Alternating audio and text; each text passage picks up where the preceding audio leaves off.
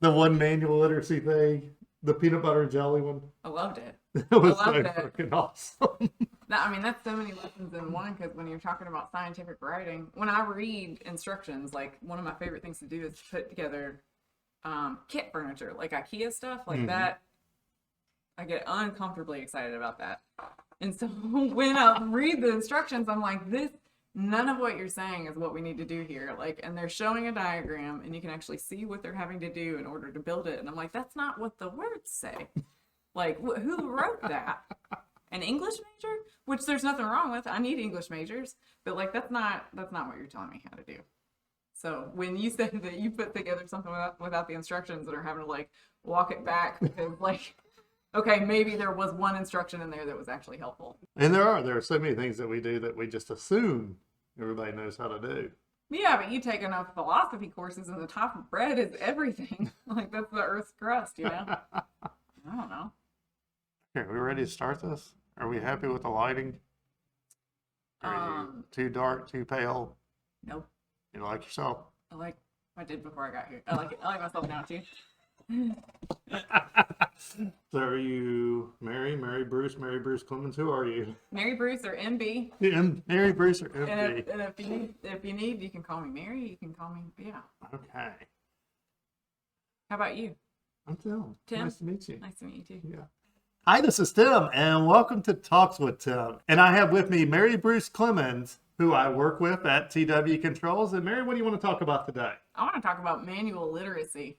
Okay, if you don't know, Mary and I, we end up in all types of crazy conversations while we're sitting there building control panels and trainers and things. And it's just like, hey, let's just hit the record button and see what happens.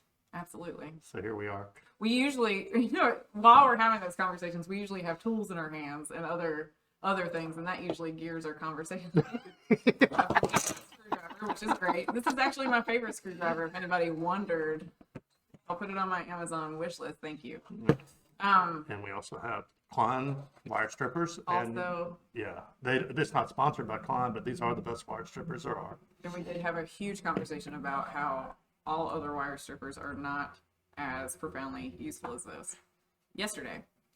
And here's why we can't have a conversation about a specific subject, because we said we were going to talk about manual literacy, and here we are talking about tools. Which is related. Okay. Because manual literacy requires tools. And yeah, so what is manual literacy? To me, it's anything having to do with substances and how they respond to the human brain. Not substances that we ingest, but substances that we use in order to create things. So if that's sand, concrete, string, people that mess with string have a brain that I love you guys from afar, right? You guys know things I don't know. Wood, any of those types of materials and how they respond. Water. So basically the manipulation of materials and thought processes. Well, and I guess we should back up a little bit of the context. Why are we talking about this? I actually met Mary when she was working for a local Macon Foundation. And I was just amazed by the way she interacted with kids and the programs that they were bringing forward. And really, most of our conversations are, how can we get involved in that? So yeah, that's a little bit of the context. I think it's a passion for both of us because another conversation that we've had is that neither one of us was very interested in the standard education program. Like we actually actively avoided it and tried to learn, just perform enough so that we could get through and learn another route. And I think that that's something that's pretty relatable to some of the greatest. I'm not throwing me in there, but I think that Oh, I think you should throw yourself in there. You are one of the greatest. minds don't have to perform one way in order to be good. They can perform in a myriad of different ways. And the education system's great, but it kind of kills some of that, the people that learn physically through manipulation of objects and materials. Because I don't care about math until I need it in order to do the thing that I need to do. And that's how you get there. Mm-hmm. Yeah, so back to manual literacy, would you consider it mostly working with your hands in some way, or what all would you encompass in that? Because I know you talked about concrete, about sand. Yeah, and it's difficult to even say with hands because I know a lot of people that are incredible builders that don't even have hands. So it's thinking about. I've never had a physics class. Would probably never take one unless I knew that I could use materials in there. And so I guess manual literacy would just be the manipulation of materials and how they function together in general. But I've thought about this a lot. And it has to do with things outside of our trade. Like a lot of the people that work in our trade aren't very good at feeding themselves. But the manipulation of materials with foods, binders, how we get suspension agents in our beverages, things like that. That's all part of that. It's a physical science. But those tools, I was telling Tim that I used just a standard pair of wire strippers from Walmart that came in a kit, and I almost lost my mind. Like I had to like point at it and say, I don't like you, and I had to walk away and take a lap, and I had to come back and say, this is the tool that I have. So I'm comfortable doing wire stripping with my favorite pair of strippers. That tells me a lot about what I've done to make my job comfortable. And so that affects my self-esteem. I pick up another tool and it doesn't work as well as the one that I'm used to. And then I think I don't know how to do what I know how to do. And that affects how we learn also. Self-esteem affects how we learn. Which kind of goes back, yeah, if you have crappy tools, you're probably never going to figure out how to do it. So yeah, don't buy these lame toolkits for kids. Get them a real hammer and a real saw. Yeah. They won't hurt themselves. They won't. I do have an appreciation for tiny hammers. So well, let me take that back. Don't get them electric saw. I'm saying like a regular hand saw where they can sit there and make some wood dust. I know it's a green time. You gotta love my order. I'm gonna see if the mic's working now. Yes. Good. It's working. Mic check. Yes. Mic check halfway through the podcast. Okay, you use the pen for that, but I mean, that's the same thing for any artist using a different pen. If you pick up one and you're not used to using it, it does take the joy from that. Just like learning through a standard education program, if that's not for you, it takes the joy out of it. I was talking to the lady at UPS about something about having to do with physics, and she was like, I've never had a positive experience with math, so like I actively run away from it. And I was like, that's how I feel too, but it's not because I'm not good at math, it's because the way that they wanted me to learn it. No. Wasn't interesting at all. But yeah, that's why I think I always loved word problems because it put things into some type of context. If you just throw some equations there and it's like solve for X, it's like okay. Now I know how to solve for X, but I'm probably not going to put a lot of effort into it. Now you told me that Jill spent this much money and she bought 5 T-shirts and couple things of candy, figure out, how much each was, then it's like, ooh, let's figure this out. There's a why to it. Yeah. And then I'm like, teacher, solve for X on Y. I don't care about solving for X. Like, yeah. give me some kind of story here. What are we doing? What's the narrative? What's the reason? Because anything else is frivolous if it doesn't have an application, I guess. Mm-hmm. Okay, well, since we're kind of going to school, how do you think we can get involved in schools to help with this? This may be a multi-part series. I get the feeling. So I think we could talk for days about that. The reason we're talking about manual literacy is because of the paths that it seems like we've traveled roundaboutly to get to where we are kind of similar. Contention through school, finding a way to use our hand, finding a way to make money off of it. It would be hard for us to have had trouble in school and not have found a way to manipulate materials in order to make industry. I think that a lot of this conversation has percolated right about the time that COVID hit. I was listening to another podcast this morning about that the Lego Foundation has gotten really involved with schools, and that's a great kit, right? We all know that Legos, they've done a whole bunch of research on like how big does a Lego piece need to be so a kid doesn't swallow it and aspirate, right?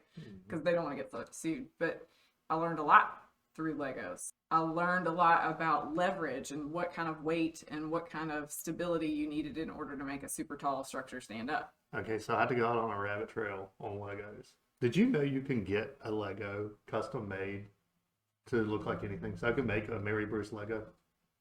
Like a kit?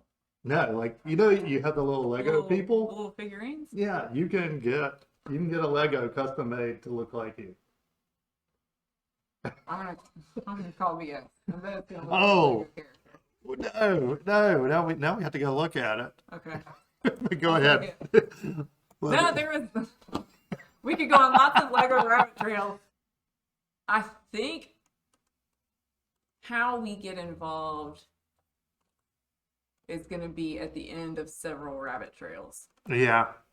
Yeah, because I mean, this is, and that's I think part of the deal, and that's why we've had so many conversations. Is there is, if it was that simple to get involved and have the perfect combination, it'd already be done.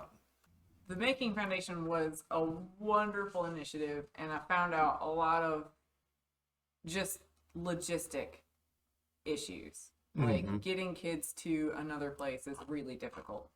And not because their parents don't want them to be involved, but in our area, transportation is an issue. We don't have enough drivers. Yeah. And so that's a problem.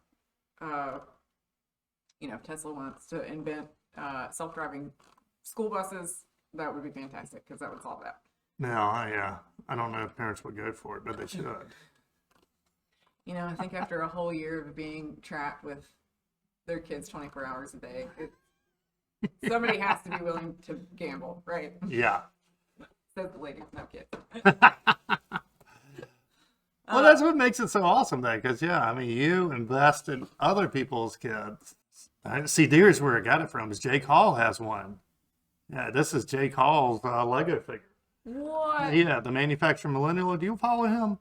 No. You should. He has all types of cool things. He posts like 1-minute clips of different manufacturing processes. Great. And so it's like, and even me, I think I've been to a lot of manufacturing, but I look at them like, gosh, I never would have thought or that it would have been done that way. Yeah, I was going to say, why don't I just Google this? Lego custom mini figure. That probably would get us there. Minifigs.me. Yeah, so we can make a Mary Bruce. Oh, you can make a censored. Great. That's good. I'm not sure how that would be good, but yeah, you can make your own Lego minifigure. That's awesome. Where in the world were we even at before we started down that? Well, Lego Foundation is something that they're doing to come up with that. So that's a manufacturer that's gotten into manufacturing education. That's in a manufacturing education environment, which is awesome. Mm-hmm. So they actually have industry professionals that are educators that take that stuff around and they give an exercise like, let's build, we're going overseas and we're going to do medical outreach. Let's build a vehicle. And so the idea is formed that, that it's got to be something that can be shipped. It's got to be something that if you don't know what terrain you're going to, that it's able to do all terrain. Mm-hmm. And that it has to have the ability to transport humans away or, from danger, which is pretty incredible because then it's a cerebral activity for children that they're problem solving. And even the most obnoxious of children usually the most obnoxious kid has the most solid idea, right? I mean, that's usually how it goes in a group of kids. There's the ones that are playing it safe because they want to get a gold star, and they learn through that process that they could have let their little weird flag out, And so it's important to see how those kids do the interpretation of what the adult says, because we want our kids to be. The whole point of having kids is to make them better than us, right? Like we get our own version 2.0 in our 20s, version 3.0 in our 30s, and so on and so on. And then when we make another human, we're like, please don't make the same mistakes that I did. Like the whole point is so you can just skip that whole, you don't even have to do that. And if you feel like you need to dabble, you don't need to go that far. And so with manual literacy, same thing. So we tell, I think about water, garden hoses, vessels in which water happens. It doesn't matter how many times I do dishes, I ended up with water on me all the time because the physics of water is something that has to be practiced. And it's not a dangerous, if I'm washing dishes, I'm not really in any danger. Kind of. Things have happened, but it's okay. It's, you have to learn things over time. That came from Legos. Take it away, Tim. Well, where do we go from there? I think one thing we're seeing is, yeah, I think a lot of kids and a lot of adults don't understand those connections from one thing to another thing. How they relate, and even, how going back to water, how does the water come out of the spigot? Where does it come from? You know, do people realize those big tall towers that are usually painted blue, sometimes they have the city name on them, are actually what feeds the water? And it's just gravity. It's not even, there's no pumps actually forcing the water usually to you. It's all gravity fed. That's why your water works. Unless you're on a well, it works while your power's out. Which is awesome. Well, not for Definitely me, Lego. because yeah, we have wells. So.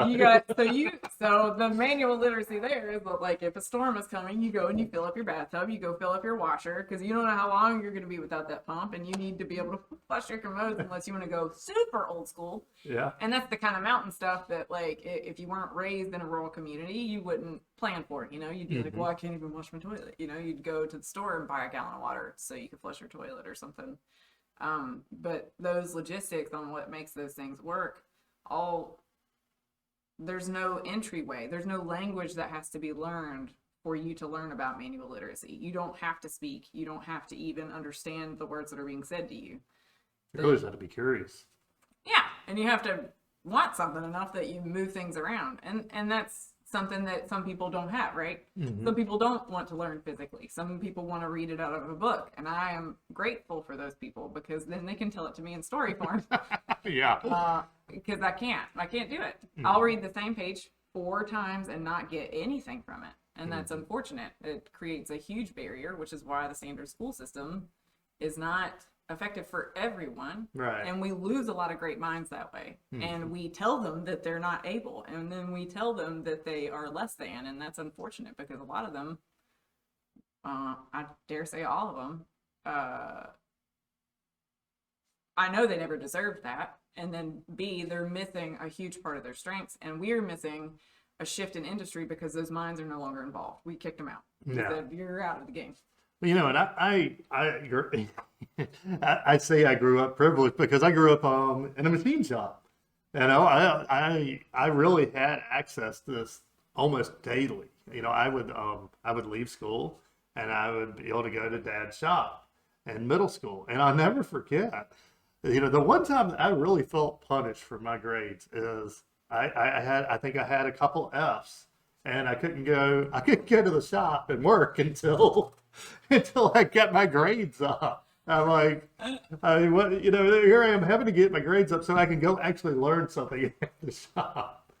But, no, that's relatable. The fear of losing, I got a vehicle. It was given to me. I feel privileged for that. It was an 89 Vista Colt Cruiser. It was really dorky, but it got me to work. mm-hmm. And that's the only thing I cared about. Was I don't care about school. I don't care about anything. I just want to go to work. So that I can fund the things that people are telling me are not for me. Mm-hmm. So, like, if you tell me I can't, you tell me there's no tools, I'll go buy a tool. It's fine. I'll figure it out. Yeah. And so it's interesting that a child was wanting to go to work. Like, don't you want to, like, do band or something? No, I need money. I gotta go get some money. Yeah. But everybody's got their own motivator, right? And that's the thing that's pretty great. So if you introduce learning through play and not nonsensical play, because there are kids that from the jump are not into nonsense. Like they're just like little foremen born on this planet to be a foreman, right? Cut the crap. We got to get to work. Even as little toddlers, they don't even know how to communicate. And they're like, no, this is silly. So if you introduce play as a function, so play as building, it changes the game entirely, because some kids are built for fantasy and some kids are not. Yeah. But we act like they all ought to be exactly the same. Oh no, you have to, if you're a girl especially, you have to, if you're going to do Legos, it has to be your pink castle. They gotta be perfect. You can't even touch them if they're like primary colors. That's not for you. Does your Lego lady have a skirt? Cause if not, I can't participate. One of my favorite toys, even when I was doing early childhood education, was just the standard wooden blocks of different shapes. Mm-hmm. Kids learn so much from that, and it's a substance in which it see wood stuff very often. We certainly don't see wood stuff that you can project on, like, oh, this is a piece of cheese, or oh, this is a 70 kilo block and a building. You use fantasy. Your own brand of fantasy is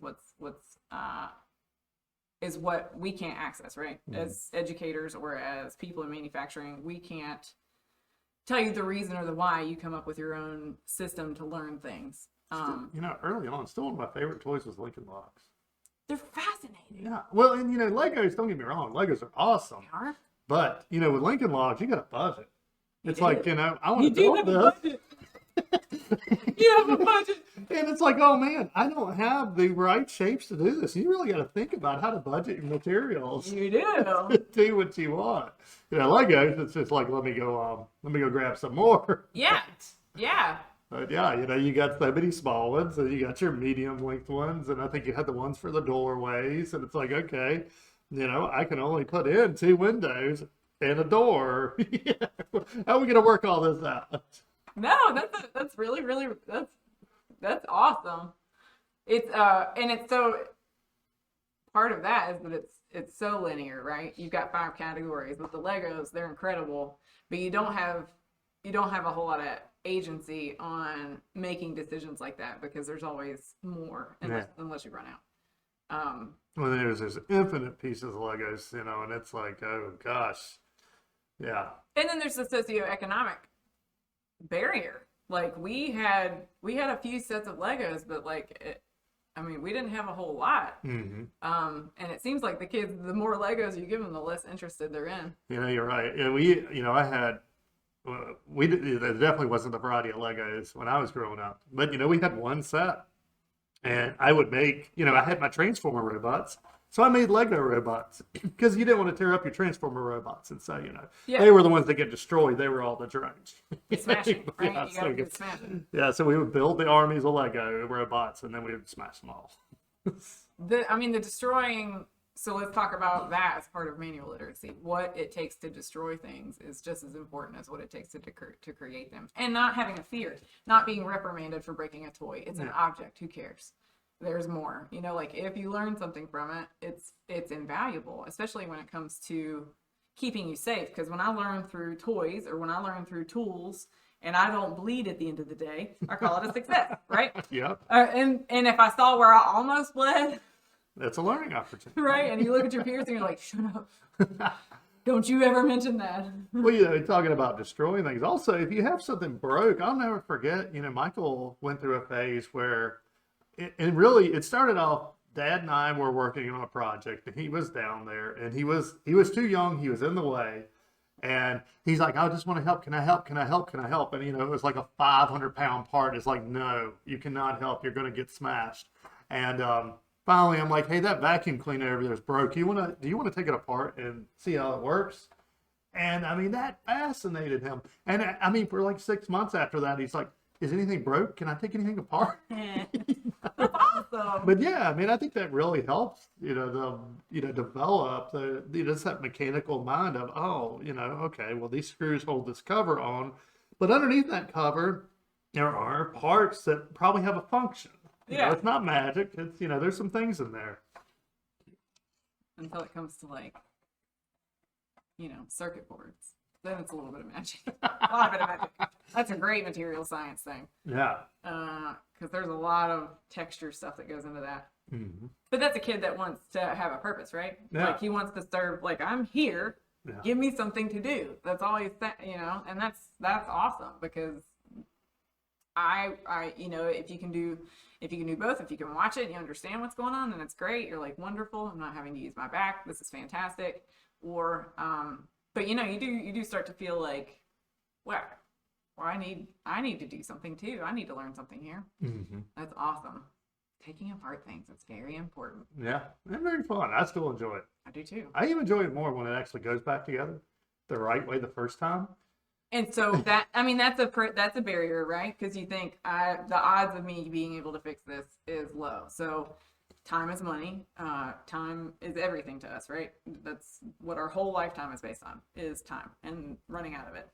And so when you think about, am I going to be able to fix it in a timely fashion, that prevents that play from happening. Because what you want to do is experiment. Yeah. And that's fun.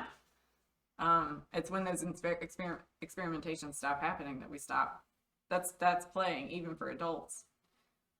If you get teenagers, even like the most uninvolved, grumpy, just adamantly against the living teenagers, if you ask them to play in the right way, they're going to do it every single time, because we don't have permission to do that. It's always be quieter, be still, be less, you know. Just be less. You have a lot of experience with that, I guess, with, trying to find that way to get probably more difficult teenagers into Yeah. that playful mind. Oh my God, totally. So taking kids out of a situation where they're built for survival now because they've had to react to it for so long. If you start to experience that again, it's going to get taken away from you. So it's a risk, and they already know that. That's a risk. If I start playing again, I'm just going to get shut down again, and I'm going to have to go through that grief process, and I already know that. And so if you can show it to them in ways that everything that you do is your own little game, like you can entertain yourself through anything. If you think about it from a different perspective, so let's say you end up being a 50-year-old that works in a factory full of people that are uninterested in play. There's still play through that. We went into a factory recently and we saw someone had in their spare time made clip art out of the Jackson 5 and put everybody's heads on it, because I can tell that group of people over there, like when you go to that corner of that shop, that's a little family. They're all on the swivel for each other. Like, what's this person doing in our area? Like they've made a little home, a little family, and that's awesome.